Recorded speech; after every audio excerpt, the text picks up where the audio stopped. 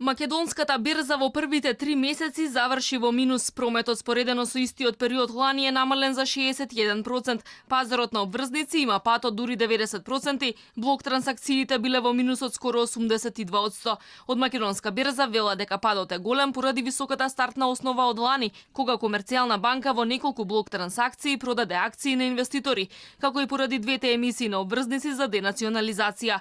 За брокерите овие бројки не се алармантни. Имале сезонски карактер, но очекуваат пазарот на капитал да се зголеми годинава, иако побавно од лани. И од таа причина е помал интензитетот и интересот за инвестирање во хартија од вредност, бидејќи потенцијалот за понатамошен раст веќе нема да се должи на тоа усогласување на пазарната и реалната вредност, туку ќе се подпре првенствено на остварувањата во 2019 година. Лани компаниите кои котирале на берза оствариле добивка од вкупно 224 милиони евра, што е за 26% поголема нето добивка споредено со 2017-та. Сепак, берзата ги потврди бројките во градежништвото, кое лани стагнираше.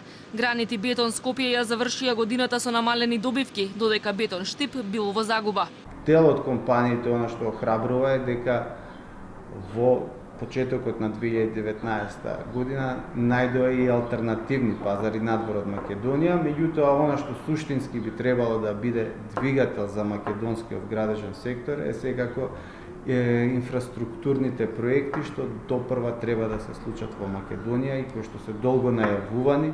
Како и секоја година банките рушат рекорди. Стопанска банка, НЛБ и Комерцијална банка го предводат триото на компании со најголема добивка, а Охридска банка и Унибанка се вбројуваат во топ 10. Мак Петрол најмногу ја зголемил добивката од дури 158% споредено со 2017-та. Следуваат мермерниот комбинатот Прилеп и Комерцијална банка.